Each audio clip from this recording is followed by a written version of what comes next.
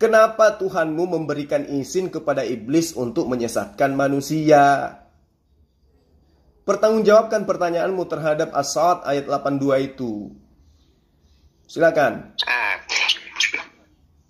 Tadi saya udah ngomong, ya. Yaitu, iblis tidak ingin Yesus meninggal. Kenapa larinya ke Yesus? Ini berbicara mengenai Tuhanmu sesuai dengan pertanyaanmu terhadap Al-Quran yang kamu tidak ketahui. Saya sudah menjawabnya. Kala fabi izzatikal ugwi yannahum ajma'in. Di situ iblis mengatakan, wahai Tuhanku dan keagunganmu, aku akan menyesatkan. Jadi yang menyesatkan itu iblis, tapi di kitabmu Tuhan telah memberi izin kepada iblis untuk menyesatkan. Jawab. Ya, saya jawab. Tuhan kasih izin kepada setan untuk membunuh dia. Supaya apa? Supaya dia bisa buktikan hidupnya itu tidak tergantung pada Allah. Ngerti? Dalam Yesus ada roh. Kenapa larinya ke Yesus, Tompel? Ini kan membahas tentang manusia dicobai oleh iblis karena izin dari Tuhanmu yang roh-roh bertanduk 7 bermata 7 itu. Ini bukan mengenai Yesus, ini secara keseluruhan. Tuhanmu memberikan izin kepada setan untuk menguji kalian supaya kalian itu menyembah selain Tuhan. Kalau di dalam Al-Quran yang kau tidak tahu itu, jelas dikatakan bahwa demi perkasaanmu, wahai Tuhanku dan keagunganmu, aku akan menyesatkan anak cucu Adam. Jadi iblis sendiri ini yang akan menyesatkan, bukan diberi izin untuk menyesatkan. Kalau melalui dasar ayat As-Saad ayat 82 ini. Makanya hati-hati bawa ayat-ayat suci Al-Quran. Meski hanya terjemahannya. Kamu akan terjungkil-jungkil nanti, terjungkil balik di sini. Sekarang kitabmu mengatakan, iblis diberi izin untuk menyesatkan manusia. Ya, apa? Iblis itu untuk apa? Dia minta izin untuk apa? Membunuh Yesus, bukan untuk manusia. Kenapa larinya ke Yesus?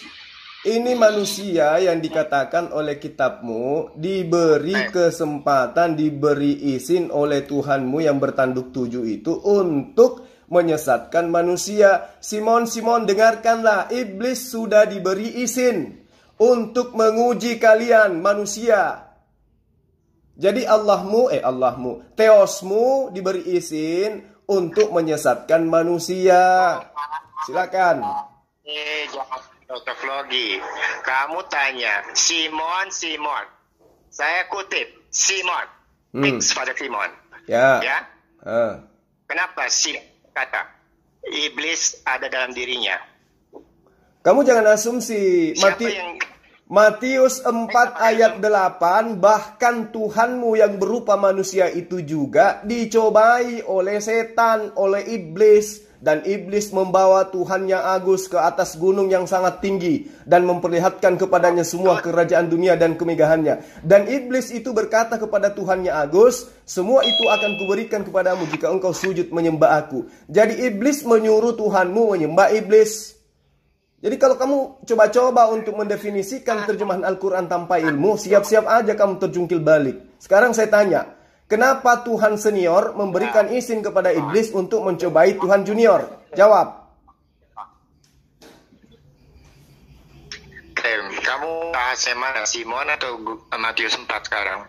Loh, ini semua cakupannya mengenai kitabmu. Makanya hati-hati kamu kalau kamu membawa terjemahan Al-Quran yang kamu tidak pahami. Karena kitabmu yang akan mengobok-obok kamu. Kamu akan disate sama kitabmu sendiri. Sekarang saya tanya, Simon teriak kepada orang-orang yang ada pada Bani Israel kala itu. Iblis sudah diberi izin untuk mencobai manusia. Bahkan bukan cuma manusia yang dicobai. Tuhanmu yang berupa manusia juga dicobai oleh iblis atas izin Tuhan senior. Itu gimana kamu bisa menjelaskan itu?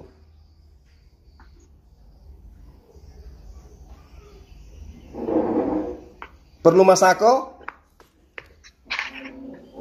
Kita bicara tentang siapa? Simon atau Matius 4 sekarang? Ini berbicara mengenai Tuhanmu yang berupa roh-roh yang diutus ke bumi, yang bertanduk 7 bermata 7 itu menurut penglihatan rasulmu bernama Yohanes di Pulau Patmos. Ya, Tuhanmu memberikan izin kepada iblis untuk mencobai manusia, bahkan mencobai Tuhan junior. Nah, gimana kamu melakukan pembelaanmu? Silakan. Itu gampang lah kamu lebarkan. Oke, Matius 4. Semua manusia dicobai oleh keinginan perut, lapar, puasa, dan tahta. Kekekalan, bukannya tahta itu semestinya, kekekalan. Nah, kenapa Simon itu ingin mencobai, diberi izin? Maksudnya setan dalam Simon diberi izin untuk membunuh Yesus. Ya karena itu, supaya Yesus bisa membuktikan bahwa dalam dirinya tidak tergantung Allah, tapi dia mempunyai roh dan hidup kekal. Ini yang ditakuti iblis adalah Yesus bangkit dari kubur. Sebab itu membuktikan Yesus tidak takluk pada maut. Kamu nggak nyambung dari kitabmu sendiri. Tuhanmu memberikan izin kepada iblis untuk menggodai manusia. Terlepas dia Yesus ataupun apa. Yang saya tanya, kenapa Tuhanmu memberikan izin untuk menyesatkan manusia? Bahkan menyesatkan Tuhan junior, yaitu Yesus. Kenapa? Ada ayatnya, bro. Diam kamu, Demian. Dan berkatalah ketika iblis membawa Yesus Tuhannya Demian ke atas gunung yang sangat tinggi, kemudian iblis ini memperlihatkan kepada Tuhan junior bernama Yesus. Oleh iblis diperintah oleh Tuhan senior untuk membawa Tuhan junior ini ke atas gunung. Lalu iblis ini berkata kepada Yesus, Tuhan anak atau Tuhan junior, semua ini akan kuberikan kepadamu jika engkau, wahai Tuhan dari rupa manusia, sujud kepada iblis yang sudah diberi izin oleh Tuhan senior atau Bapak untuk sujud kepada dia. Itu gimana ceritanya? Bapak yang Tuhan senior memberikan izin kepada iblis untuk mencobai Tuhan junior. Itu gimana? Tuhan apaan ini? Jawab. Oke. Matius 4. Saya ulas ya. Bukan fix pada Yesus, tapi semua manusia. Ya, dari semua manusia perutnya.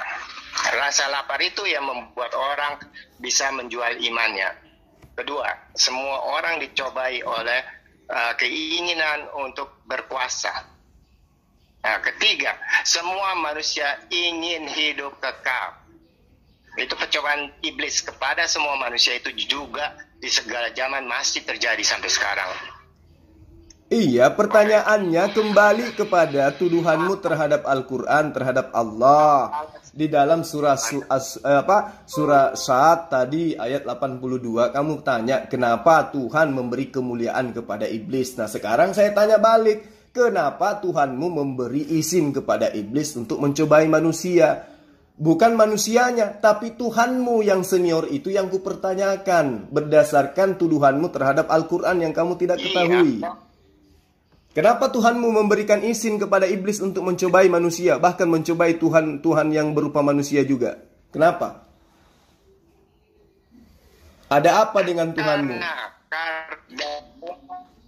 Dari awalnya saja sudah jelas, ya. Yesus dibenci oleh manusia. Ia datang kepada miliknya dan miliknya tidak mengenali dia. Nanya apa, jawaban itu manusia membenci Yesus karena pada diri manusia ada iblis. Pertanyaannya, kenapa Tuhanmu memberikan izin kepada manusia, kepada iblis untuk menyesatkan manusia sehingga dia membenci kepada Yesus? Nggak ada Tuhan memberikan itu. Kamu diam, Demian, kamu diam. Lagi jago, kamu diam. Mute, si Demian, mute. Demian, mute. Kamu diam, kamu. Simon, dengarkan, iblis sudah diberi izin. Lukas 22 ayat 31. Makanya hati-hati kalau Anda mau membawa materi dari Al-Quran, karena Anda akan ditampar oleh kitab Anda sendiri. Jawab. Kenapa Tuhanmu memberikan izin kepada iblis untuk mencobai manusia?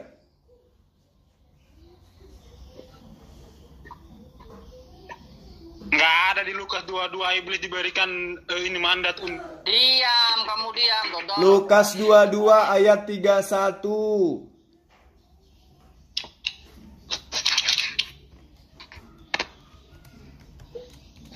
Kenapa lidahmu keluh, Agus?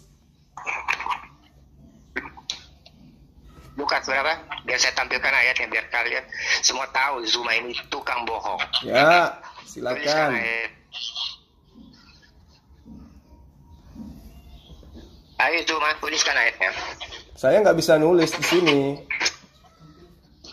Ini tukang pelintir, tapi kabur. Tidak ada yang mau melintir. Silakan aja tunjukkan.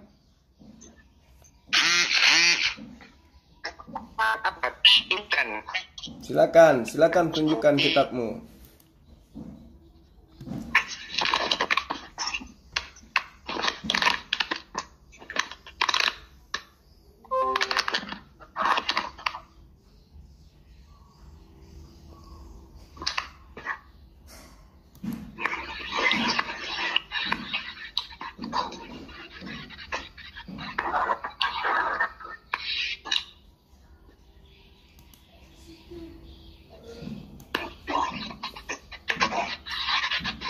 Silakan.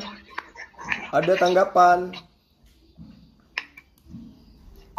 Lukas 22. Coba ntar saya Hmm. dulu. Saya tadi nggak mendengar.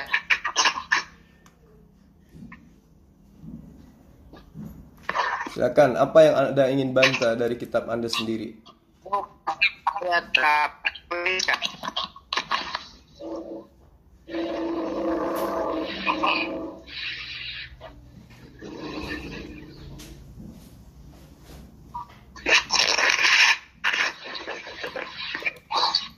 Silakan.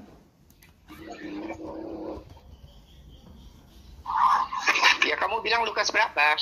Loh, bukannya tadi sudah saya sebutkan berulang?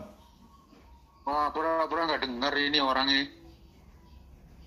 Ah. Coba disebutkan sekali lagi, Mas Zulkifli. Lukas 22 ayat 31. Ya, Lukas 22 ayat 31. Tuh dengar nggak kupingmu, Gus? dengarkanlah. Simon, iblis sudah diberi izin untuk menguji, mencobai kalian.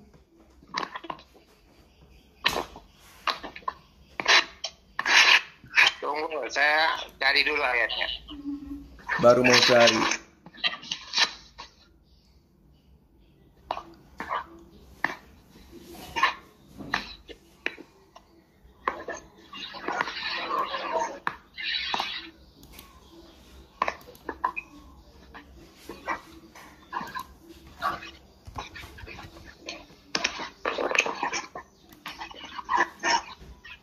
Di Lukas 22 ayat berapa yang ada tertulis nama Simon? Ternyata kitabmu yang masih terjemahan juga kamu belum paham juga. Ini lucu ini. Aduh, itu macam out. Kamu bilang Simon. Di mana? Lukas 22 tertera huruf S-I-M-O-N. Lukas 22 ayat 31. Aduh.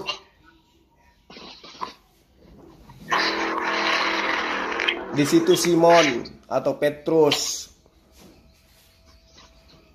Masih belum. Kita bantu ya, kita bantu untuk sastrinya tuh.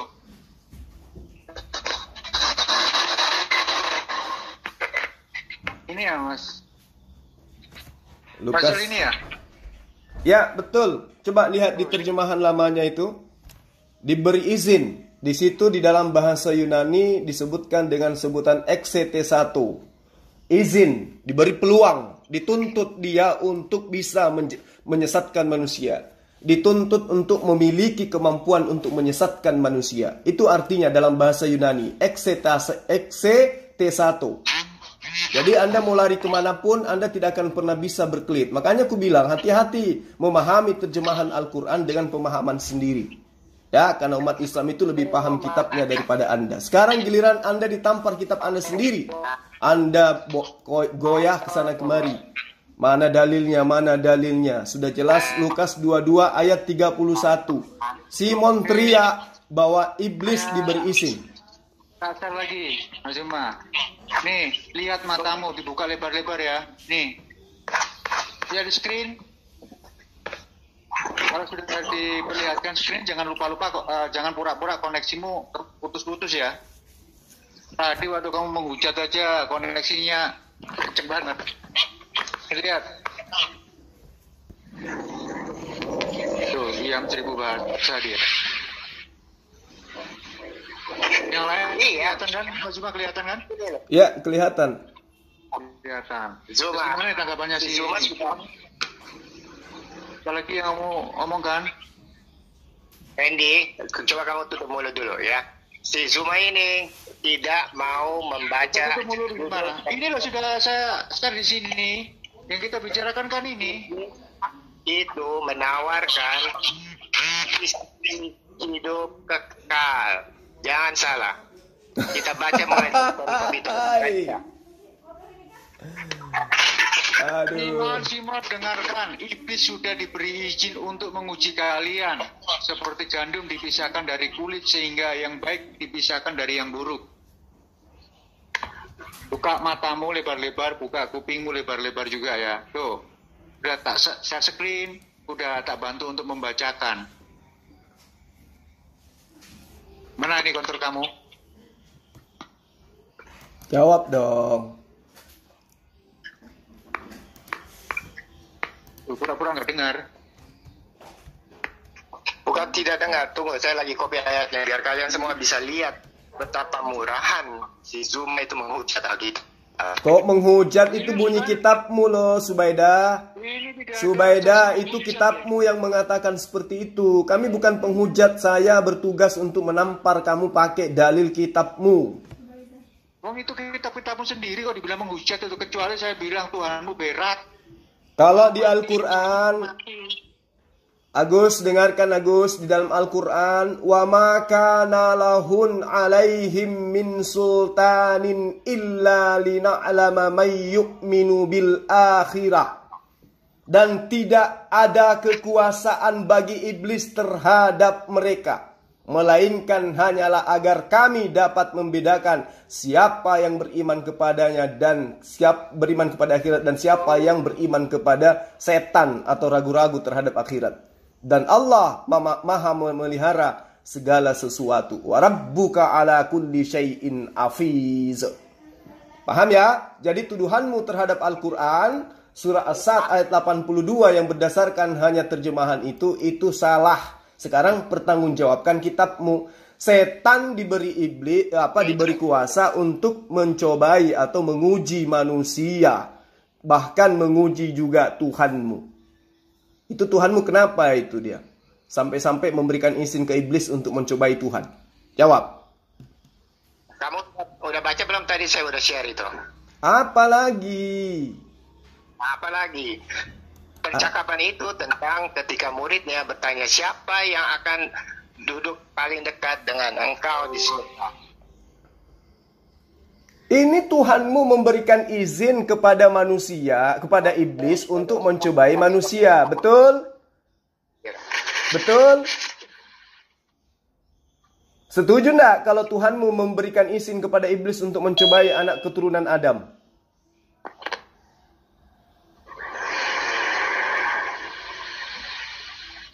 Setuju enggak? Malah ini berasik ria di room chat ini. Dia ini penghujat, Bang. Dia ini penghujat kelas kakap, tapi dia tidak ada ilmu, hanya berdasarkan terjemahan. Makanya pingin ku lihat keilmuannya di Zoom. Kalau di WA itu dia paling lincah itu mulutnya, kayak mesin ketik peninggalan Belanda. Nah, di sini dia error rupanya, nggak ada ilmu sama sekali.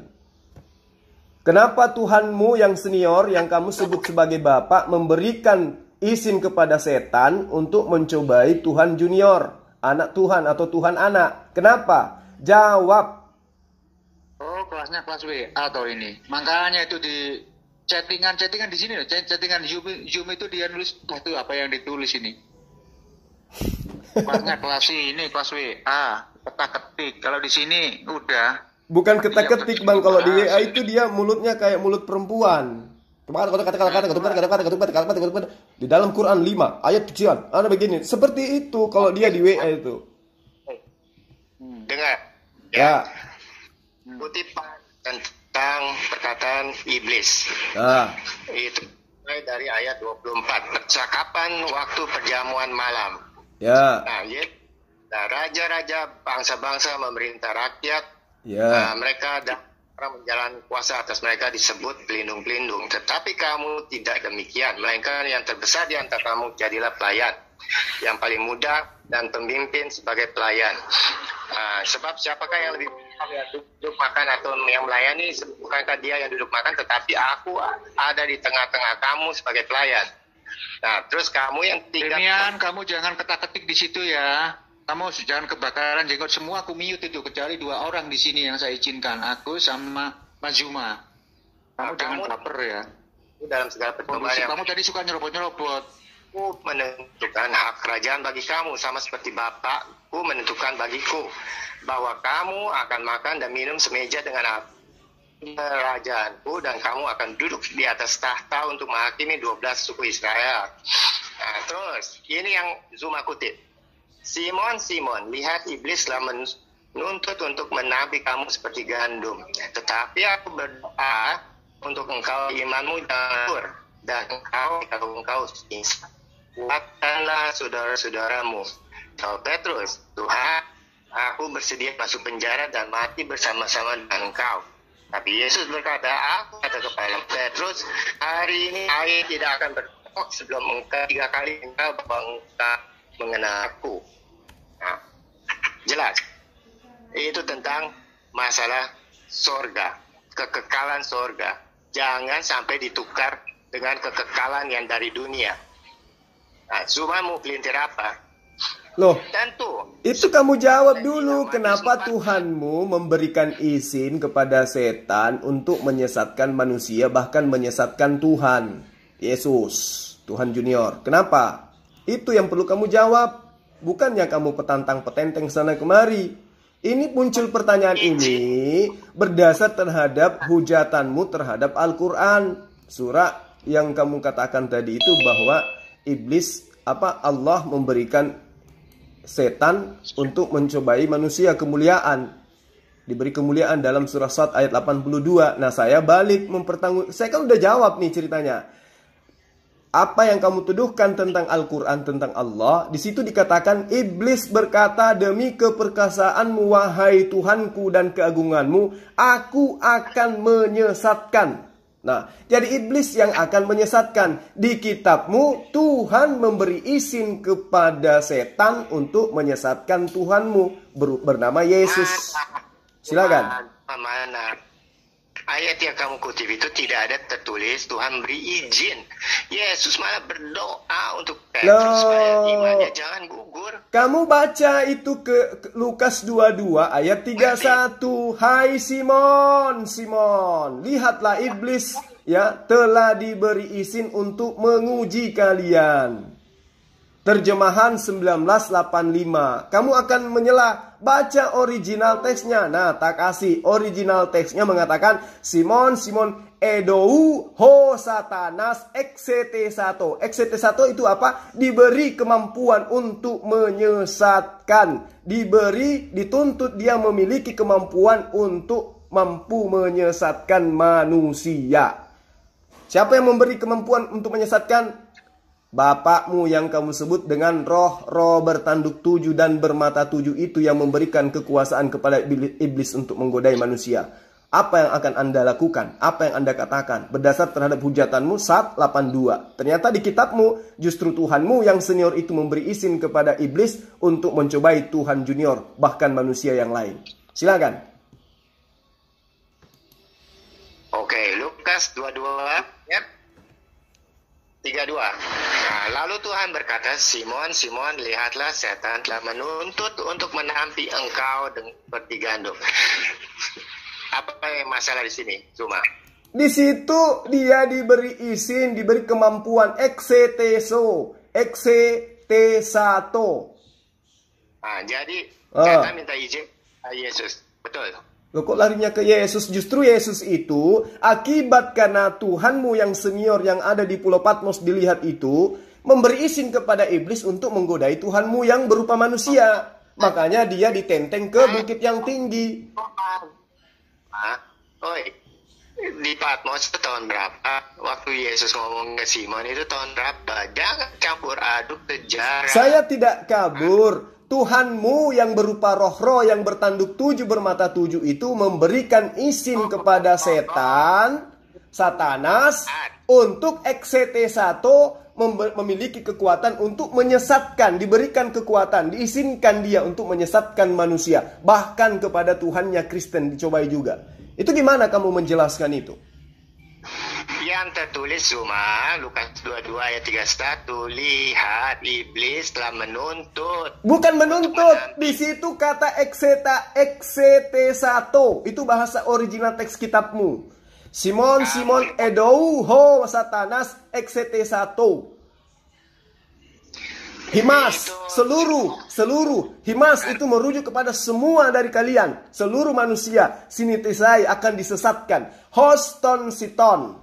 Jadi kamu tidak bisa lari. Kalau misalnya kamu menolak terjemahan lama, kita langsung masuk ke original teksnya. Di situ iblis sudah diberi izin, ada kemampuannya untuk menguji kalian. Bahkan fakta di lapangan, Yesus yang adalah Tuhan juga dicobai. Kamu mau lari kemana?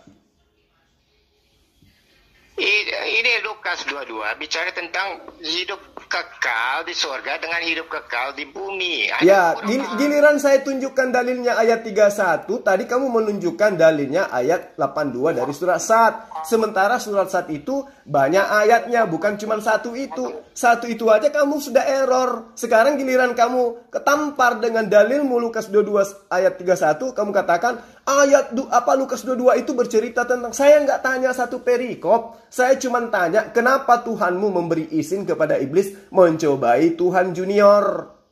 Jangan manusia deh, Tuhan junior aja, Tuhan anak. Silakan. Dari ayat itu aja, kamu nggak bisa buktikan bahwa Tuhan kasih izin. Loh, dalilnya ada. Itu dalilnya sudah berbunyi seperti itu. Bahkan saya sudah baca original teksnya. Meski dalam tatanan masih terbata-bata. Karena itu bukan kitab saya. Simon edou ho Satanas eksetesato. Setan diberi izin, diberi kemampuan.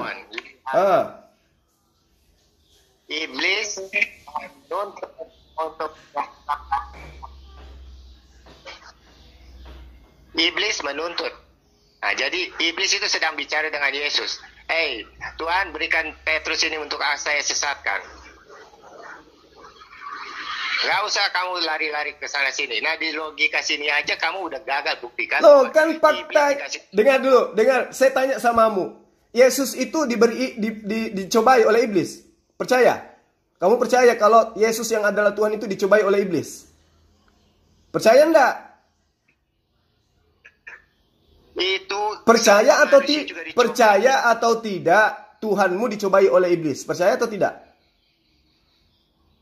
Itu masih dalam wujud manusia. Iya, saya tidak tanya itu dalam wujud setan atau manusia. Saya tanya Yesus itu yang adalah Tuhanmu dicobai sama setan atau tidak? Jawab. Ya, sekarang Jawab dulu, wahai manusia tidak berakal, jawab dulu. Yesus yang adalah Tuhan itu dicobai iblis atau tidak? Jawab ini dulu. Bentar, saya lihat ya judulnya. Ya, kok lihat judul? Film kali ya? Saya tanya, apakah Yesus itu pernah dicobai oleh setan? Kamu tinggal jawab aja. Ya atau tidak. Gampang itu. Kok gampang? Tapi kamu nggak jawab, malah mutar-mutar. Yesus yang adalah Tuhan itu pernah dicobai setan atau tidak?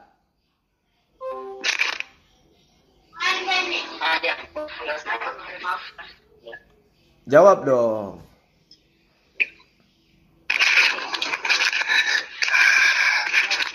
Matius 4 ya.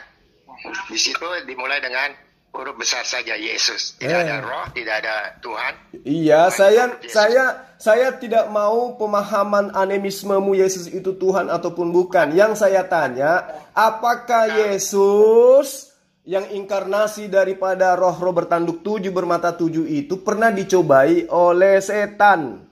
Terlepas dia Tuhanmu atau bukan, saya tanya, Yesus anak Maria itu pernah dicobai setan atau tidak?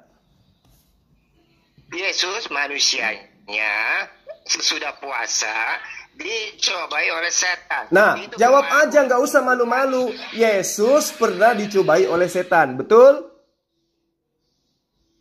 Betul? Ya, betul. Nah, atas izin siapa setan itu bisa melakukan sesuka dia? Di Matius 4:1-11 itu kan ada. Maka Yesus dibawa oleh roh ke padang gurun untuk dicobai. Iya, Matius 4 itu 1-11 itu. Ini coba lihat di screen. kan apa? Tuh. Jadi Tuhannya ini namanya Yesus dicobai ya. Dicobai oleh iblis. Ya.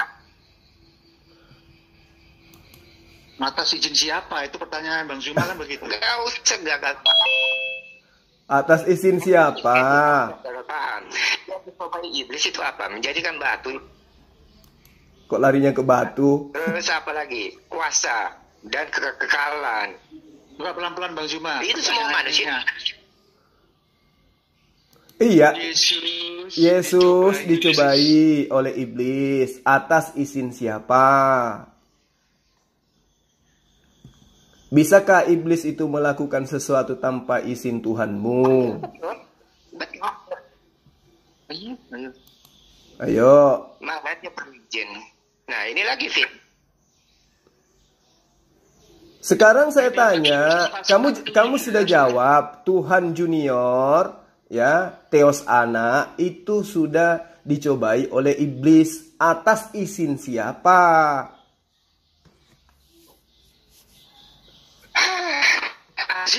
Nggak ada izin-izinan. Loh, itu dalilmu, Simon. Tuhan sudah memberi izin iblis untuk mencobai manusia. Kalau di dalam Al-Quran, saya ajarin supaya lain kali kamu jaga lisanmu untuk menghujat Al-Quran.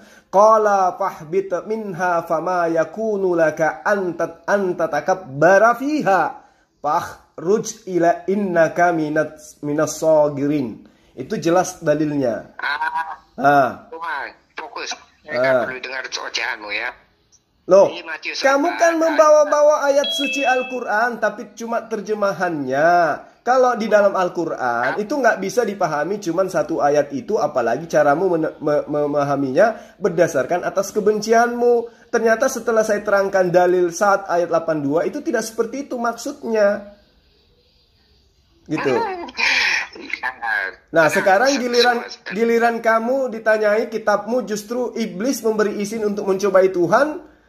Kamu sekarang malah katakan saya lari dari materi. Padahal itu intinya di situ. Agak kuat ini, Bang Jul. Ya. Di Matius 41 itu loh. Maka Yesus dibawa oleh roh ke padang gurun untuk dicobai iblis. Betul. Iya. Betul. Iya. Terus ini kan aneh ya. Tuhannya kok dicobai sama iblis. Ngomong ini yang ketiga kali ya, tolong dicatat ya, tolong biar jangan buang waktu saya dan juga orang-orang. Iblis mencobai Yesus dengan apa? Ubah batu jadi roti. Yesus lakukan tidak? Tidak. Berarti Yesus tidak taat pada iblis. Kedua, dia mengangkat Yesus ke atas bait Allah. Semua ini kuberikan jika kamu sujud padaku. Tidak dilakukan juga. Iya, sama. Iblis juga menggodai saya untuk menyembah manusia bernama Yesus. Saya tidak ikut. Apa bedanya dengan Yesus? Yang menjadi poinnya di sini, iblis diberi izin untuk mencobai manusia, termasuk Tuhannya Kristen, Yesus. Itu gimana ceritanya? Kok iblis diberi izin untuk mencobai Tuhan? Itu gimana ceritanya? Itu udah betul. Semua manusia dicobai oleh iblis. Nah, pertanyaannya, kenapa Tuhanmu memberikan izin kepada iblis untuk mencobai manusia? Gimana? Loh, tadi kan dalilnya sudah jelas, Simon. Dengarkan, iblis sudah diberi izin untuk menguji kalian.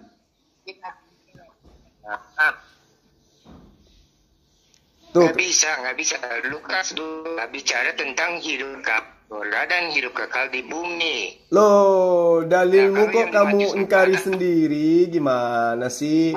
XCT1 itu jelas diberikan kewenangan untuk menyesatkan manusia. Kamu bilang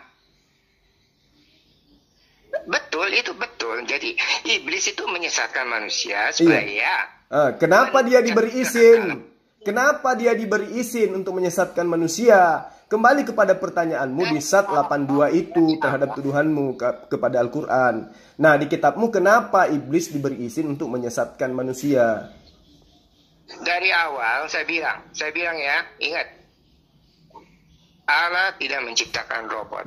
Dia menciptakan manusia dengan bebas kehendak. Faktanya, apa yang kamu pelintirkan dari ayat Lukas 22 itu? Kok saya dituduh pelintir gimana sih? Justru kamu yang memelintir. Kamu katakan manusia diberi kehendak bebas. Karena itulah kemudian apa kaitannya dengan iblis? Diam dulu, teman ya. Lukas 22, perikopnya adalah kehidupan kekal di surga dan hidup kekal di dunia. Itu. Terus saya tanya samamu, Quran Short itu perikopnya apa? Kamu kan cuma memahami terjemahan sepotong-sepotong dari ayat 82. Sekarang secara perikop surah Short itu apa? Surah Sad. Ya. Secara perikop keseluruhannya itu apa? Nah, kita selesaikan dulu Lukas 22 sebab kok saya nggak mau Lukas 22, saya mau ayat 31-nya aja. Sama halnya kamu hanya ayat 82-nya saja kan? Nah, sama, saya juga mau hanya ayat 31-nya. Nggak usah kamu bawa Lukas 22. Dengar semuanya. Apa yang saya ulang dan lagi, Tuhan menciptakan manusia dengan kehendak bebas, ya. Itu lihat, Simon, iblislah menuntut engkau untuk disesatkan. Nah, kesesat di sini apa? Petrusnya ini menyangkal Yesus adalah Tuhan. Bukannya sesat. Kenapa? Itu yang tadi saya bilang dari awal, kehidupan kekal di surga dengan kehidupan kekal di bumi. Di mana di ayat 31 diterangkan itu di mana? Ya baca ayat selanjutnya. Kamu baca short ayat selanjutnya nggak? Atau hanya ayat 82 aja? Oh, boleh. Silakan. Makanya saya tanya, perikop daripada short itu apa? Lain waktu itu panjang soalnya. Makanya juga saya katakan, kamu jangan bawa ayat lain. Cukup ayat 31. Saya nggak ada waktu untuk ayat lain. Iblis diberi izin menggodai manusia. Itu aja. Gimana? Iya. Ya. Kenapa Tuhanmu memberi izin? Kenapa Tuhanmu memberi izin mencobai manusia? Dalam Lukas 22 atau Matius 4. Lukas 22 ayat 31. Oke. Lukas 22. Itu setelah istilahnya Yesus bertanya pada Petrus. Petrus, kalau kamu mengaku aku, kamu akan mati dan ikut aku. Nah, tapi kalau kamu menyangkal aku, kamu akan hidup dan meninggalkan aku. Selesai. Saya paham kalau itu yang saya tanya, kenapa Tuhanmu memberikan izin? Ini saya pakai pola pemikiranmu terhadap short ayat 82. Kenapa Tuhanmu memberi izin kepada iblis mencobai manusia? Ayo. Iya. Iblis mencobai manusia itu udah jelas. Ya, buktinya aja. Ya, pertanyaan saya, kenapa Tuhanmu? Kenapa dia memberi izin kepada setan untuk mencobai manusia, bahkan mencobai Tuhan juga? Kenapa? Tidak memberi izin, ya, memberi kehendak bebas kepada manusia. Iya, kepada manusia Allah memberikan kehendak bebas, tetapi kepada iblis Allah memberi izin untuk menyesatkan kepada makhluk yang diberi kehendak bebas. Itu di kitabmu Lukas 22 ayat 31. Kalau di Al-Qur'an, kalau di Al-Qur'an surah Saba ayat 21, iblis tidak diberi kehendak bebas. Di situ dikatakan wa ma kana lahu alaihim min sultanin illa lina'lama may yu'minu bil akhirah. Di situ, dan tidak ada kekuatan iblis terhadap mereka Dia tidak diberi kekuatan, dia tidak diberi upaya seperti yang ada di dalam kitabmu Lukas 22 ayat 31 itu. Enggak. Kalau di sini melainkan hanya agar kami dapat membedakan siapa yang beriman dan siapa yang ragu-ragu. Itu tujuannya iblis diciptakan. Kalau di kitabmu memang untuk menggodai sesuai dengan dalil kitabmu. Nah, Anda jawab, kenapa Tuhanmu memberikan izin kepada iblis untuk mencobai Yesus? Sebab dia tahu Yesus datang untuk merampas apa yang iblis pegang.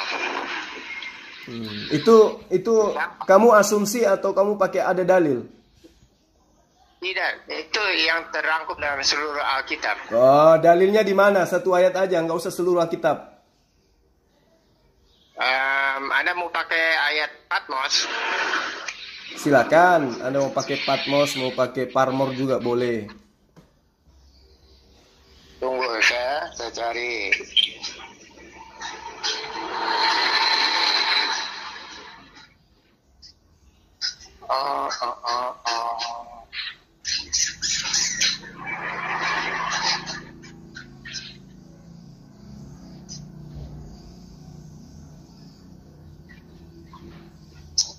Oke, Wahyu 21 ayat 8. Ini yang saya bilang kehendak bebas, ya. Tetapi bagi pengecut juga yang tidak percaya dan yang merusak, dan bagi pembunuh dan para pezina, bagi penyihir, bagi penyembah berhala, bagi semua orang berdusta, bagi mereka adalah lautan yang dinyalakan oleh api dan belerang. Inilah kematian kedua. Oke, jadinya Gak nyambung. Allah tidak memaksa Yesus. Gak nyambung kamu. Dengar. Iya. Gak nyambung emang. Sebab kamu kalau dicopot takiyahmu itu satu persatu. Enggak, di sini kan yang disebutkan di Wahyu 8 ini, Wahyu 21 ini, dengar. Di situ dikatakan orang-orang penakut, orang-orang tidak percaya, orang-orang keji, orang-orang pembunuh, orang-orang sundal, orang-orang ini melakukan sundal, pendusta, kekejian, membunuh karena dicoba iblis, karena dibujuk oleh iblis, karena iblis sudah diberi izin untuk mencobai mereka. Pertanyaan saya, kenapa Tuhan memberikan iblis izin untuk mencobai manusia sehingga dia menjadi keji, menjadi pembunuh, menjadi sundal dan sihir dan seterusnya? Kenapa? Oh, mau salto kemanapun saya kejar. Kenapa Tuhan memberikan izin kepada iblis sehingga manusia itu ada yang menjadi orang tidak percaya, ada menjadi orang yang keji, ada yang menjadi pembunuh dan seterusnya? Kenapa? Makanya itu kan saya bilang Lukas 22 ayat 31, 2 itu udah jelas. Kamu harus pilih kehidupan kekal di dunia atau kehidupan kekal di sorga. Petrus aku berdoa supaya imanmu jangan gugur. Maksudnya apa? Allah tidak membiarkan manusia dicobai iblis. Nah, yang jadi pertanyaan, kenapa Allah memberi kuasa kepada iblis untuk mencobai manusia? Kenapa nggak usah ada itu supaya manusia semua masuk ke surga? Itu kan yang kamu pertanyakan dalam Quran Surat 82 itu. Nah, sekarang jawab versi kitabmu. Gampang sekali jelasinnya. Gampang, tapi dari tadi ini sudah hampir sejam kamu mutar-mutar aja mencari pembenaran tapi nggak bisa. Saya nggak perlu pembenaran, itu gampang. Pokoknya segala sesuatu yang menentang Kristus adalah itu ajaran. Nah, orang yang menentang Kristus itu karena digodai iblis. Pertanyaannya, kenapa Tuhanmu memberikan kekuasaan kepada iblis untuk menggodai manusia? Jawab. Sudah saya bilang kehendak bebas. Loh, iya manusia itu punya kehendak bebas. Oke. Pertanyaan saya, kenapa Tuhanmu memberikan izin kepada iblis untuk mencobai manusia yang memiliki kehendak bebas itu? Jawab. Ya supaya kita lihat iblis itu ada di dunia. Asumsi. Iblis itu ada meski tidak diberi kuasa untuk mencobai manusia, ketahuan iblis itu ada. Sekarang pertanyaannya, kenapa Tuhanmu memberikan izin untuk menggodai manusia, bahkan menggodai Tuhan?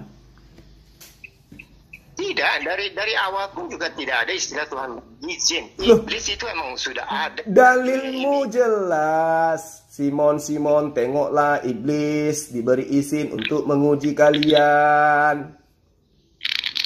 Apa pertanyaannya dipermudah aja Bang Zulkifli. Perhatikan ya, biar nggak bingung tuh si Atus itu. Ya, Baik, diam, Bang. Edi, kamu diam. Saya uraikan biar jelas bagi semua. Mereka, misalnya nih, taruhlah si Zuma. Zuma, kita pergi sembahyang ke tempat itu bakal bawa duit. Nah, saya bilang sama si Zuma sekarang nih, Zuma, hati-hati kamu ntar diajak sembah ke dukun. Salahkah saya? Iya, pertanyaannya, kenapa Tuhanmu memberi izin? Coba kamu lihat deh. Kamu lihat bagaimana kemudian ketika di Taman Eden, Adam yang kalian fitnah itu sebagai penyebab dosa, itu dicobai oleh iblis. Kenapa Tuhan tidak melarang iblis untuk mencobai Adam? Itu saya bilang kehendak bebas. Loh, Ngerti nggak? kehendak bebas siapa? Ini yang saya tanya, antara Tuhanmu yang roh bertanduk 7 bermata 7 itu dengan iblis. Kenapa dia tidak melarang iblis untuk jangan mencobai manusia, Adam? Manusia diciptakan dengan kehendak bebas, ya. Zuma, itu tadi nih masalah dukun tadi ya. Dengarkan dulu, betul manusia diberi kehendak bebas. Yang jadi objek pertanyaan saya ini adalah Tuhanmu. Ini berdasar terhadap ayat Shad ayat 82. Kenapa Tuhanmu memberikan izin kepada setan untuk menggoda manusia, bahkan menggoda Yesus yang kau tuhankan itu? Kenapa? Karena manusia punya kehendak bebas. Betul, manusia punya kehendak bebas. Pertanyaannya, Tuhanmu itu loh, kenapa memberikan izin kepada setan? Kita bantu jawab Yesus aja, ya. Gus, ya. Kita bantu jawab ya. Iya. Karena sudah mendapatkan Yesus. SIM itu. Sudah mendapatkan SIM itu si iblisnya itu. Surat izin membuat dosa itu. Itu aja jawabannya gampang, Gus, Agus. Daripada susah-susah, daripada muter-muter, itu aja udah selesai. Ya. Apa yang dia? Oke, betul. Iblis minta izin untuk sesatkan selesai. Iya, sudah. Jadi minta izin ya. Cuma minta izin katanya. Ya, dan diizinkan. Tidak, buktinya Yesus berdoa supaya imannya jangan gugur. Loh, sekarang manusia banyak pendosa itu karena diizinkan oleh Allah untuk mencobai, atau Allah melarang setan untuk mencobai manusia? Jawab. Itu gampang. Ya itu tadi kan percobaan di padang gurun itu udah jelas semua. Bukan. Sekarang seperti kamu kan diperintahkan oleh Yesus menyembah kepada Allah saja. Faktanya kau menyembah Yesus. Nah, apakah itu kamu mengikuti perintah Tuhan atau perintah setan? Ya lah, itu kan udah tertulis juga. Yesus Ya, memerintahkan taat kepada hukum Taurat. Kamu justru ingkar terhadap Taurat. Itu perintah Yesus atau perintah setan? Jawabannya adalah perintah setan. Nah, sekarang saya tanya samamu, kenapa Tuhanmu memberikan izin untuk menyesatkan kamu menyembah Yesus? Kenapa? Aduh, ampun. Baca itu nih ya. Dia datang kepada milik dan miliknya tidak mengenal dia. Nah, barang siapa percaya pada Anak Allah, dia akan selamat. Tetapi barang siapa yang tidak percaya akan ke neraka. Nah, sekarang kenapa Tuhanmu memberikan izin kepada iblis untuk orang lain tidak percaya? Kenapa? Mana? Lukas 22, X 3132. Buktinya saya tidak percaya kepada Kristen untuk menyembah Yesus. Nah, sekarang saya tanya, saya tidak percaya bahwa menyembah Yesus itu adalah ajaran yang benar. Nah, siapa yang menggoda saya untuk tidak percaya itu? Menurutmu pasti iblis. Kenapa iblis diberi izin untuk membujuk saya tidak percaya kepada ketuhanan Yesus? Makanya itu kan Yesus di ayat berikutnya berkata, Simon, aku berdoa supaya imanmu jangan gugur. Iman padaku, bukan pada Allah. Sekarang pertanyaannya, kalau gugur imannya itu kan karena iblis. Nah, kenapa iblis diberi izin untuk menggugurkan iman seseorang? Jawab. Itu gampang. Dari tadi gampang. Itu gampang. Nah, apa gampangnya? Cuma dalam masalah Petrus ini, dia akan menyangkal Yesus sebagai Tuhan.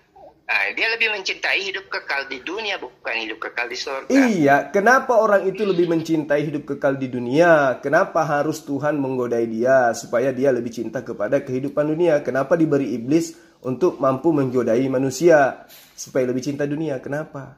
Oh, itu kamu begini, oke ya. Ini ada nih seorang nabi yang kata bla bla bla, pokoknya saya punya hidup kekal dalam diri saya. Percaya nggak kamu? Apa? Ya istilahnya kamu lihat kamu akan hidup. Percaya nggak kamu? Ya saya percaya kalau saya akan hidup dan saya sekarang lagi hidup. Nih, oke, kita ini ilustrasikan ya Jumat. Jadi si Petrus ini dengerin Yesus. Kamu percaya saya akan bangkitkan kamu pada akhir zaman dan barang siapa lihat saya, dia juga akan hidup. Ini perkataan Yesus loh ya. Ini masih manusia biasa. Pantas nggak dibilang Tuhan? Ini Petrus yang bertanya nih. Iya. Kira-kira pada hari terakhir itu si Petrus lebih sayang Tuhannya atau lebih sayang Yesusnya? Lebih sayang Yesusnya, makanya dia tidak menyembah Yesus. Karena Yesus mengajarinya untuk menyembah kepada Allah saja. Aduh, itu cetek. Masalah Allah itu cetek. Ya, faktanya si Petrus menyangkal Yesus karena kalau dia menyangkal berarti dia berhasil dicobai oleh iblis. Pertanyaannya, kenapa Tuhanmu memberi izin kepada iblis untuk mencobai Petrus atau Simon? Seperti yang saya bilang, ada nih nabi keliling dunia yang aku ini punya hidup kekal. Jadi barang siapa percaya saya akan bangkitkan dia. Nah si Petrus ini cuma ngelihat ini Yesus lahir dari perempuan, hidupnya begitu susah gampang. Iya, tapi kan itu berkat daripada kerjaan iblis. Sekarang kamu menyembah Yesus karena pekerjaan iblis. Kenapa Tuhanmu ya Allahmu? Kenapa Theosmu memberi izin kepada iblis untuk mencobai manusia? Ya, kita selesaikan dulu si Petrus dulu nih. Kamu tidak pernah bisa menjawab itu. Kamu hanya menjawab karena manusia diberi kehendak bebas. Nah, karena itulah saya ingin mengembalikan kepada kebodohanmu terhadap Al-Quran Shad ayat 82. Jadi Shad ayat 82 itu, kamu kan menuduh Tuhan memberikan kemuliaan kepada iblis. Oke? Nah, kamu ditampar oleh kitabmu sendiri. Sekarang saya simpulkan supaya kamu paham Al-Quran Shad 82. Iblis berkata, demi keperkasaanmu wahai Tuhanku, dan keagunganmu wahai Tuhanku, aku akan menyesatkan anak cucu Adam semuanya, kecuali orang yang engkau pilih dari mereka yang beribadah kepadamu. Paham ya? Jadi iblis itu diberi kemampuan sesuai dengan polanya dia untuk menyesatkan manusia yang ikut terhadap dia dan manusia menyelamatkan dirinya ketika manusia itu taat menyembah hanya kepada Allah. Paham ya? Jadi di dalam Al-Quran surah Shad itu tidak ada Tuhan memberikan kemuliaan kepada iblis untuk kemudian mencobai manusia. Bahkan iblis itu diusir, dikutuki, bahkan akan tinggal di neraka selama-lamanya bersama dengan orang yang kafir, yang ingkar terhadap Tuhan, Anda menyembah kepada manusia. Itu. Jadi iblis itu dikutuk, bukan diberi kemuliaan. Jadi lain kali kalau kamu ingin memahami Al-Quran, apalagi terjemahan Al-Quran, kamu harus mengikuti materi pembelajaran Quran, Agus. Ya? Jadi jangan sok-sokan. Saya kira sudah paham sampai di situ. Kamu sendiri, ya. Nah, ini masalah Petrus. Nah, jadinya apa? Petrus menyangkal kan?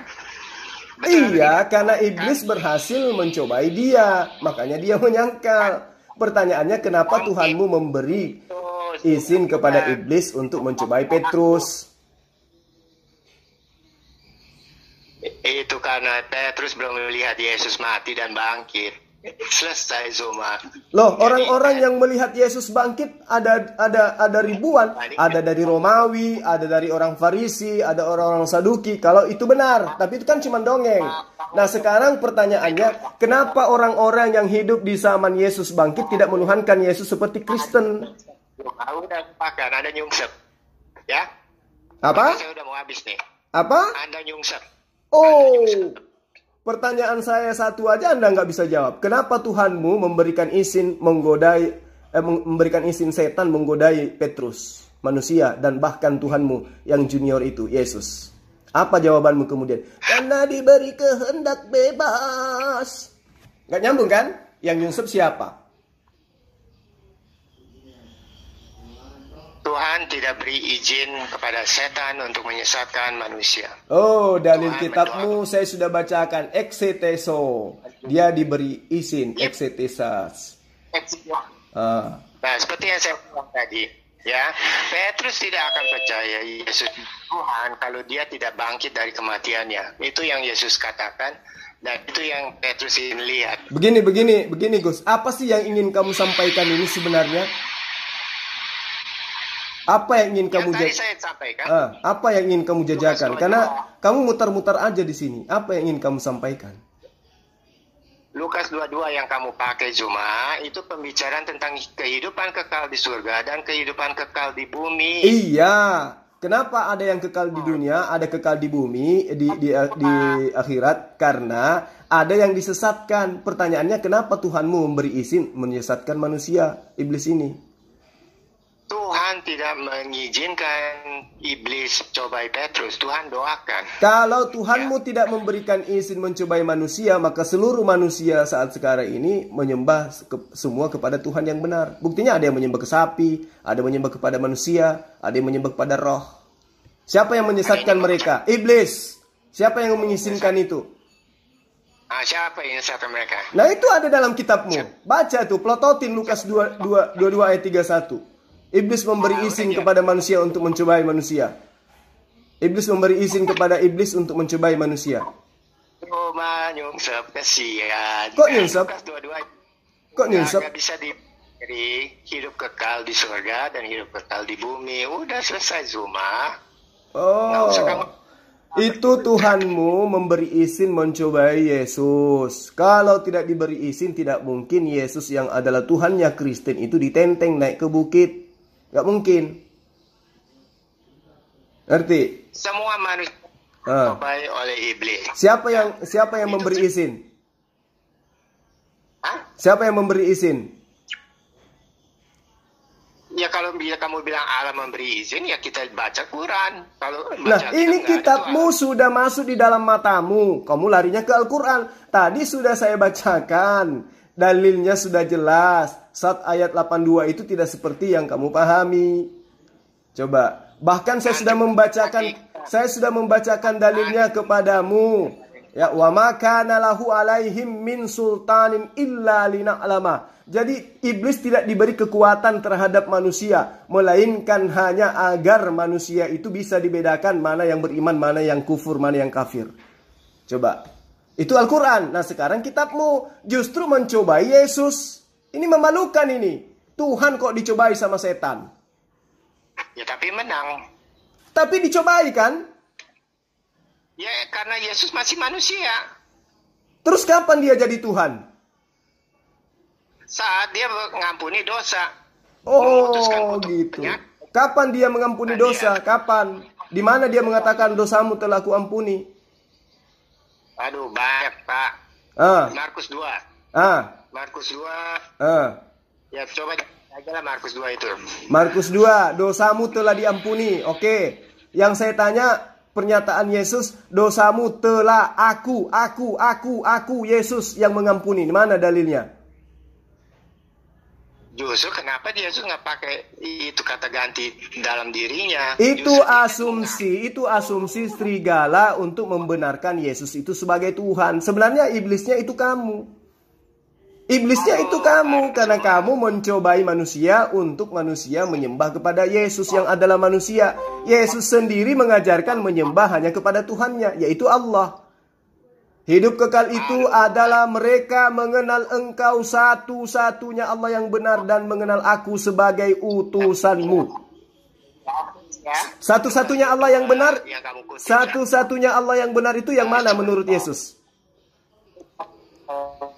Kamu mau ngajak saya debat. Satu-satunya Allah yang benar itu, ini saya mau buktikan iblisnya itu siapa sebenarnya di sini. Saya mau tanya, satu-satunya Allah yang benar yang menurut Yesus itu yang mana? Udah galau ya. Enggak. Saya mempertanggungjawabkan diri perkataan saya bahwa yang iblis itu adalah kamu sebenarnya. Makanya saya tanya, Yesus mengajarkan hidup kekal itu adalah mereka mengenal Engkau satu-satunya Allah yang benar. Engkau yang adalah satu-satunya Allah yang benar itu yang mana menurut Yesus? Jawab. Engkau satu-satunya Allah yang benar Ya. adalah Elohim. Ya, itu siapa itu? Elohim. Ya. Itu Yesus ya? Elohim itu yang dibilang. Itu Yesus. Itu Yesus. Elohim itu Yesus. Iya, betul. Nah, sekarang siapa iblisnya yang mengajarkan itu? Karena Allah mengatakan jangan ada ilah lain, jangan ada sembahan lain. Kenapa sekarang kamu mengajarkan menyembah kepada Yesus? Iblisnya sekarang nyata kan? Yesus itu. Yesus sudah mengatakan satu-satunya. Kok kenapa jadi Yesus juga yang adalah Allah? Padahal Allah itu adalah Engkau yang satu-satunya yang adalah Elohim. Sementara saya adalah utusanmu. Kenapa sekarang kamu tampil mengajarkan Yesus itulah satu-satunya Allah itu? Sementara Yesus mengatakan Engkau satu-satunya Allah dan Aku adalah utusanmu.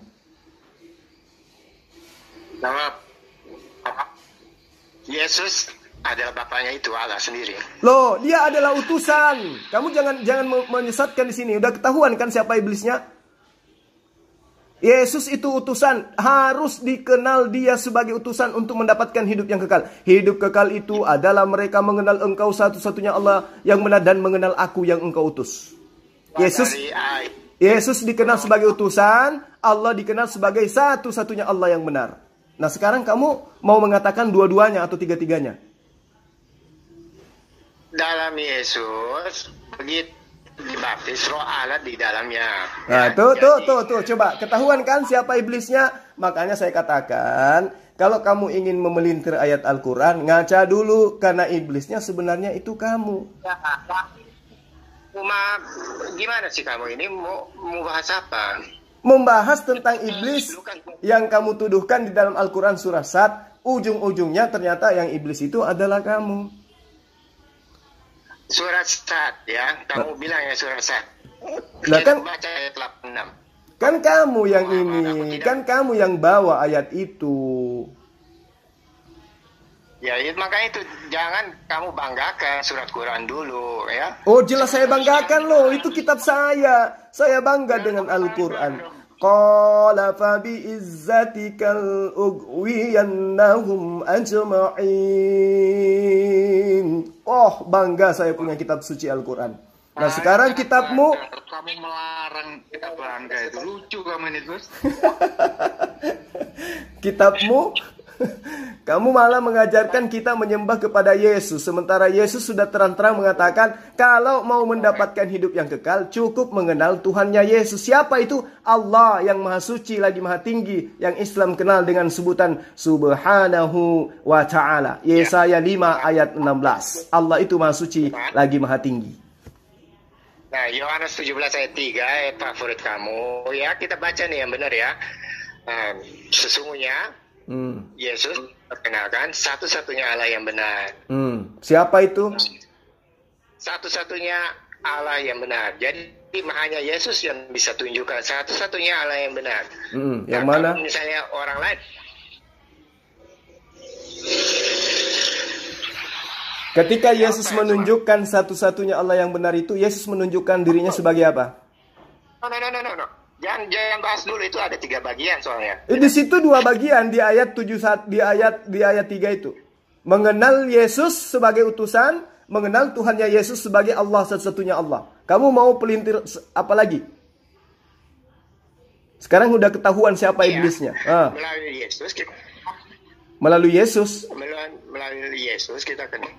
Iya, memang Yesus sebagai utusan memperkenalkan siapa Allah itu. Makanya dia katakan, jika engkau mengasihi aku, engkau akan mengikuti perkataanku. Perkataan Yesus, hidup yang kekal itu adalah mereka mengenal engkau satu-satunya Allah yang benar. Engkau Allah satu-satunya yang benar. Satu-satunya. Kalau satu-satunya itu menurutmu apakah ada duanya?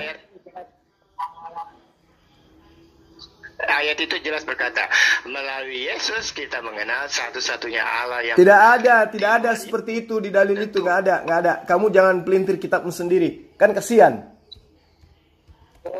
ayatnya. Saya nggak takut. Tulis Yohanes 17 ayat 3. Tuliskan kalau saya pelintir ayat itu. Ya, silakan. Coba. Inilah hidup yang kekal itu, yaitu bahwa mereka mengenal engkau satu-satunya Allah yang benar dan mengenal Yesus Kristus yang telah engkau utus. Betul. Nah, mana dalilnya yang kau katakan di ayat 3 ini bahwa harus melalui Yesus? Nah, mengenal satu-satunya Allah yang benar. Kalau Yesus yang kalau satu-satunya, apakah ada dua-duanya? apa yang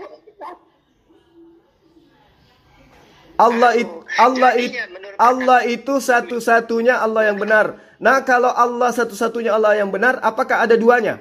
Jawab. Oh, tentu ada. Loh, berarti Yesus bohong.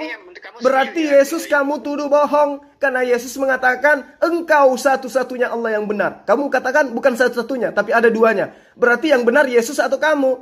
Yesus yang rasul atau kamu yang setan? Atau kebaliknya, Yesus yang setan, kamu yang rasul. Kalau Yesus jelas mengatakan Allah satu-satunya Allah yang benar. Tapi kamu mengatakan tidak. Yesus juga adalah Allah yang benar. Berarti kamu yang benar atau Yesus? Jawab. Tahuan kan siapa iblisnya sekarang? Kita baca ayat ini. Ketahuan siapa iblisnya sekarang kan? Mengajarkan menyembah kepada selain daripada Allah. Itulah iblis. Makanya saya katakan, iblis yang dimaksud di dalam Al-Quran dan juga yang dimaksud dalam ajaran Yesus itu adalah Anda. Kalangan serigala berbulu ayam. Ngerti? Nah, itu kamu baca ya. Inilah hidup yang kekal sebab mereka mengenal engkau satu-satunya Allah yang benar. Engkau loh, bukannya Allah satu-satunya yang benar. Iya, engkau, bukan aku. Aku kedudukannya hanya sebagai utusanmu. Betul. Nah, sekarang satu-satunya Allah yang benar itu kenapa kamu katakan juga Yesus itu Allah yang benar? Sementara cuma satu Allah yang benar, yaitu Dia yang ada di surga, yang disembah oleh Yesus. Aku akan pergi kepada Bapakku dan Bapakmu, karena Bapakku lebih besar daripada aku. Berkata juga, hanya Yesus yang bisa tunjukkan satu-satunya Allah yang benar. Iya, Yesus telah menunjukkan satu-satunya Allah yang benar itu adalah Allah yang ada di surga, di langit, yang telah mengutus Yesus. Dia tidak bisa didengar suaranya, wajahnya pun tidak bisa didengarkan. Dia bukan manusia dan bukan anak manusia. Jadinya, tanpa Yesus kamu tidak bisa kenal satu-satunya Allah yang benar. Saya mengenal Yesus sebagai rasul utusan Allah kepada Bani Israel yang mengajarkan menyembah kepada Allah yang maha suci lagi maha tinggi, yang disebut oleh Bani Israel dengan sebutan Hasem. Dari perjanjian lama juga disuruh menyembah Allah yang benar. Betul. Nah, sekarang ketika Yesus mengatakan engkau satu-satunya. Kalau satu-satunya, apa ada yang keduanya? Iya, jadi hanya Yesus yang bisa tunjukkan satu-satunya Allah yang benar. Selesai. Iya, yang mana? Yesus kan mendudukkan dirinya, memperkenalkan dirinya sebagai utusan Allah. Nah, yang satu-satunya Allah itu yang mana? Ya, itu Allah Abraham, Ishak dan Yakub. Iya, nah Yesus kan cuma utusan, betul? Utusan saat, kamu dapat hidup kekal jika kamu kenal Yesus sebagai utusan, menunjukkan satu-satunya Allah yang benar. Nah, berarti Yesus bukan Allah. Siap-siap melintir. Berarti Yesus bukan Allah. Siap-siap melintir. Di ayat Melalui Yesus kita kenal Allah yang benar. Loh, Nah, sekarang saya tanya, ketika Yesus menyuarakan tauhid kepada Bani Israel, engkau mengenal satu-satunya Allah yang benar dan mengenal aku yang diutusnya. jawaban pertama tadi benar, jawaban kedua udah mulai melintir nih, menuhankan Yesus itu. Jadinya tanpa Yesus kamu nggak bisa kenal Allah yang benar. Buktinya Abraham, Musa tanpa Yesus mengenal Allah yang benar. Yesus juga mengenal Allah yang benar. Aku menyembah apa yang aku kenal, kata Yesus, Yohanes 4 ayat 22. Abraham sampai pada Nabi Samuel itu masih cara muka hadap muka dengan Tuhan. Nah, sekarang masih berjumpa dengan iya. Sekarang kamu mau jualan apa ketika Yesus sendiri yang kau sembah itu mengajarkan menyembah kepada satu-satunya Allah? Justru apa yang Yesus ajarkan supaya kita jangan disesatkan oleh Allah-Allah yang lain. Hanya Yesus yang bisa tunjukkan. Nah, sekarang Allah Bapa dengan Allah Anak itu sama atau tidak?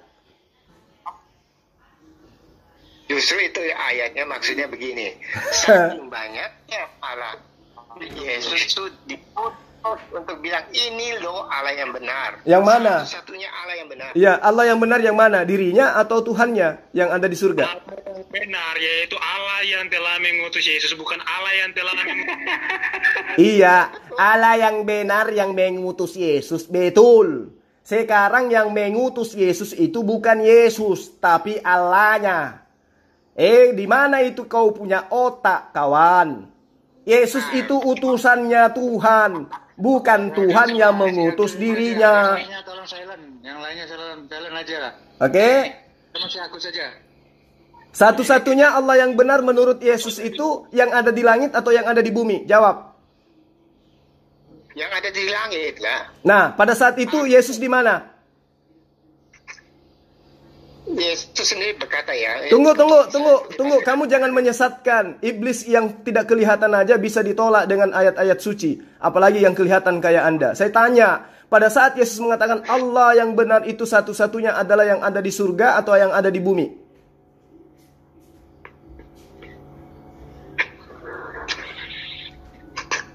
Siapa? Aduh. Oh, itu yang di surga lah. Nah, terus Yesus di mana pada saat dia berkata seperti itu? Di bumi. Nah, berarti yang di bumi itu bukan Allah satu-satunya kan? Betul, tugas Yesus itu apa? Nah, oke, udah selesai, udah, sudah terjawab. Jadi pada saat Yesus mengatakan satu-satunya Allah yang benar yang ada di Samayin sana yang kalian kemudian terjemahkan sebagai surga, padahal itu adalah langit. Tuhan yang benar itu adanya di langit. Pada saat Yesus mengatakan itu, dia ada di bumi. Berarti satu-satunya Allah yang benar hanyalah sembahannya Yesus yang ada di langit. Sekarang iblisnya apa? Iblisnya mengajarkan menyembah Tuhan yang ada di bumi, yaitu anak Maria. Yesus dengan embel-embel itu kan saat itu dia dalam keadaan rupa manusia. Padahal Yesus dengan rupa manusianya jelas mengatakan hidup kekal itu adalah mengenal engkau, mengenal Allah satu-satunya Tuhan yang benar dan mengenal aku sebagai manusia utusannya. Sekarang siapa yang mengenal Yesus sebagai bukan manusia tetapi Tuhan dalam rupa manusia? Terus yang bisa tunjukkan satu-satunya Allah yang benar itu udah fix, udah tulis semua. Iya, berarti yang satu-satunya Allah yang benar itu kan kamu sudah akui yang ada di langit, betul? Ya betul. Nah, berarti Yesus ada di mana pada saat itu? Di mana apanya? Pada saat dia mengajarkan kepada muridnya, bukan kepada Kristen, kepada muridnya. Ketika muridnya diajarkan oleh Yesus satu-satunya Allah yang benar adalah yang ada di langit. Yesus berada pada saat itu di mana? Di bumi kan? Betul. Nah, apakah murid-muridnya kemudian mengimani bahwa Yesus itulah Allah yang ada di langit? Makanya itu kan tadi Lukas 22 itu kan saya jelasin. Hidup kekal di bumi. Tahuan kan sekarang siapa iblisnya? Yesus dengan terang mengajarkan satu-satunya Allah. Iblisnya berupaya memutar lidah supaya orang mengakui Yesuslah Allah itu sendiri. Itu iblis lah yang memakai agama supaya manusia tidak percaya Alkitab. Iya betul, iblis menggunakan agama Kristen untuk tidak percaya kepada gospelnya sendiri, bahwa Tuhan satu-satunya itu adalah Allah yang benar yang ada di surga, bukan Yesus. Kamu terlalu jujur. Allah yang surga. Selesai. Oke ya, udah ketahuan ya. Pertama, kamu nggak paham Al-Quran. Kedua, kamu sudah mengakui Tuhanmu mengutus iblis untuk menggodai manusia. Ketiga, kamu mengajarkan manusia menyembah Yesus, sementara Yesus mengajarkan menyembah hanya kepada satu-satunya Allah yang benar. Keempat, iblisnya adalah serigala berbulu domba. Kelima, serigalanya adalah kamu. Keenam, iblis itu adalah Agus sang penghujat Al-Quran. Selesai. Yesus yang tunjukkan satunya Allah yang benar dan hidup kekal. Oke, Mo. Baik.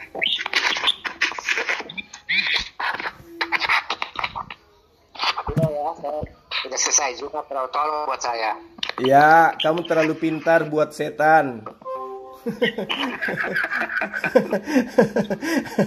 Kamu kalau mau jadi iblis, jangan setengah-setengah. Kamu pesan di toko topeng yang berupa yang menyeramkan gitu. Jangan setengah-setengah menyerupai iblis. Ngajarkan manusia menyembah kepada manusia itu adalah pekerjaan setan. Paham? Hidup yang itu adalah percaya kepada Allah. Ada lagi setan baru nih. Jangan dibuka mic-nya, jangan dibuka mic-nya. Kalau Demian nggak terima silakan. Yang telah mengutus Muhammad. Oh. Geser ke lainnya. Kalau nangis jangan di sini. Ya. Jangan dibuka ya CEO sini. Atau lupa semua CEO-nya nanti ini. Kalau Demian masih belum terima, silakan geser ke room yang lain. Silakan Bang Zuma, ditutup atau closing atau apa ini, silakan. Oke, baik. Jadi Al-Quran itu sangat jelas menerangkan di dalam surah Sa'ad, dan juga Al-Quran Allah telah menerangkan di dalam ayat suci Al-Quran surah Al-Araf bagaimana kemudian Allah menceritakan tentang tipikal iblis. Iblis itu diminta oleh Allah untuk taat selamanya kepada dirinya.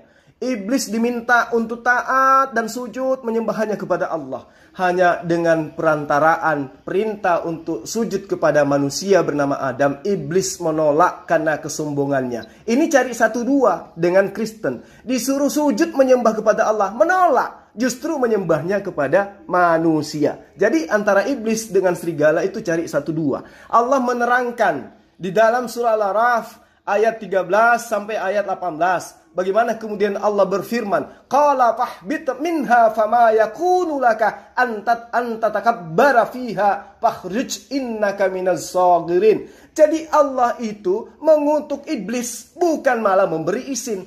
Allah mengutuk iblis atas keinginannya sendiri untuk membangkang atas kesombongannya. Maka enyahlah kalian dari surga, dari Taman Eden, karena kamu sepatutnya tidak menyombongkan diri di dalamnya. Keluarlah, sesungguhnya kamu termasuk makhluk yang hina. Itu. Kala anzirni ila yaumi yub'atsun. Iblis kemudian menjawab, beri tangguhlah waktu kepadaku sampai hari mereka dibangkitkan. Qala innaka minal munzarin. Ya, di situ dikatakan Allah berfirman, jika itu yang engkau mau, kamu akan termasuk yang diberi penangguhan waktu. Lalu dikatakan dalam ayatnya, iblis menjawab, qala fabima agwaitani dikatakan di ayat ini tidak, ya. Aku akan minta untuk bisa menghalang-halangi mereka. Maaf, saya lupa dalil ayatnya. Yang jelas dikatakan di ayat ke-15, ayat 16 dikatakan, iblis menjawab, engkau telah mengutuk aku, engkau telah menyesatkan aku, pasti aku akan selalu menghalang-halangi mereka dari jalanmu yang lurus. Ya, itu dikatakan oleh iblis. Lalu Allah kemudian mengatakan, iblis kemudian mengatakan, sumala atiyannahum. Di situ dikatakan, min baini aidihim wa min khalfihim. iblis akan menggodai Adam dan keturunannya dari depan, dari belakang, dari kanan, dari kiri. Ya, engkau tidak akan mendapati kebanyakan dari mereka bersyukur kepadamu. Lalu Allah menjawabnya apa? Qala khruj, jadi perintah, keluarlah kamu. Ya, keluar dari mana? Minha, apa itu? Taman Eden atau Jannah, Adenen. Ya, jadi ini yang harus dipahami oleh Agus sang penghujat. Lalu Allah menerangkan, keluarlah kamu dari surga dalam keadaan terhina dan terusir. Sesungguhnya barang siapa di antara mereka ada yang mengikutimu, menyembah kepada selain daripada aku, berupa manusia atau berupa roh, pasti akan aku isi neraka jahanam itu dengan kamu dan pengikut-pengikutmu, yaitu orang-orang yang zalim. Siapa yang zalim ini? Yang sudah tahu Yesus itu manusia, yang sudah tahu Yesus menunjukkan satu-satunya Allah yang benar adalah yang di langit, tapi tetap juga dengan kebodohannya menyembah kepada Yesus yang adalah manusia. Pasti aku akan isi jahanam dengan kamu semuanya. Itu perkataan Allah. Kembali kepada surah Sa'ad, ya, yang dibawa oleh si Agus sang penghujat ini. Beliau ini memang penghujat di grup WA. Di situ dia mengatakan Allah memberikan kemuliaan kepada iblis untuk menyesatkan manusia. Tadi kita sudah mengulas dalilnya dari surah Al-A'raf, bagaimana Allah murka mengutuk iblis, bahkan berjanji kepada iblis akan memasukkan ke neraka sebagai tempat kediaman dia selama-lamanya. Di dalam surah Sa'ad ini, para sahabat-sahabat sekalian, di situ jelas dikatakan iblis berkata, demi keperkasaanmu, demi kekuasaanmu, demi keagunganmu, wahai Tuhanku, aku akan menyesatkan anak cucu Adam semuanya, kecuali orang yang engkau pilih dari mereka untuk beribadah kepadamu dan tidak beribadah kepada makhluk. Dan engkau jaga sehingga aku tidak mampu menyesatkannya, karena engkau tidak memberi jalan untukku terhadapnya. La ughwiyannahum ajma'in. Engkau tidak memberi aku jalan untuk menyesatkan orang-orang yang beriman kepadamu. Nah, jelas di dalam Lukas 22 ayat 31, Simon, Petrus, Allah telah memberi izin kepada iblis untuk mencobai kalian, sehingga Tuhannya Kristen pun tidak luput dari percobaan iblis. Saya kira demikian para sahabat-sahabat sekalian. Terima kasih atas perhatiannya. Mohon maaf jika ada kata-kata saya yang agak ngegas sedikit. Itu untuk pelajaran kepada si Agus sang penghujat ini, supaya lain kali jangan pernah menghujat Al-Quran dengan menggunakan pemahaman sendiri, yang mana pemahamannya itu berdasar terhadap kebenciannya kepada Islam, dengan mengais-ngais, memelintir-lintir terjemahan ayat-ayat suci Al-Quran. Demikian. Terima kasih Bang Zulfikar. Terima kasih Bang Zuma. Ya udah kita lihatlah itu. Kalau sudah terpojok ya begitu. Ternyata hari ini si Agus tadi naik motor King tadi itu, kabur dia. Kabur terbirit-birit dia nih. Naik motor King pulang pakai bebek 70. Oke, saya buka semua. Masya Allah. Kan Demian tadi yang teriak-teriak, makanya aku tutup semua Demian biar gak asal serobot. Kalau kamu silakan buat tema sudah ada, kamu ngerobot.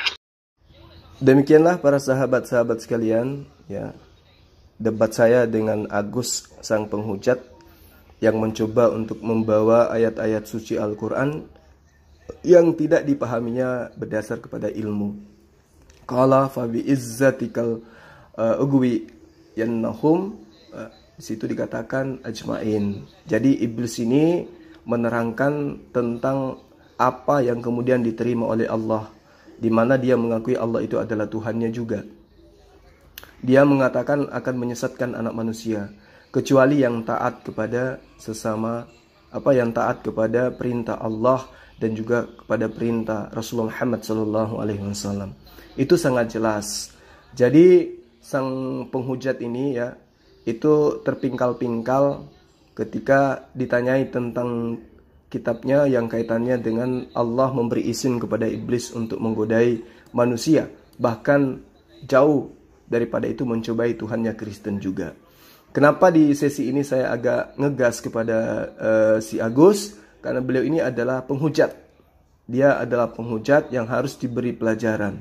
Kenapa saya memberikan penekanan terhadap Saudara Agus? Apakah karena saya benci? Atau karena saya marah? Atau karena saya tidak suka kepada dia? Ya, sebenarnya penekanan yang saya lakukan itu supaya dia bisa sadar bahwa dengan cara dan metode yang saya lakukan selama ini menghujat Al-Quran, Islam dan Rasul Muhammad SAW, bahkan kepada Allah, itu adalah salah. Karena kenapa? Ternyata umat Islam itu lebih paham Al-Quran daripada saya, dan saya selama ini ternyata keliru memahami terjemahan. Itu maksud saya dan itu adalah tujuan saya.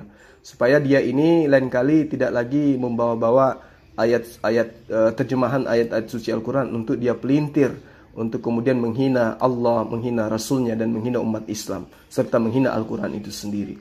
Saya kira seperti itu sahabat-sahabat sekalian. Mohon maaf jika ada kata-kata yang kurang berkenan.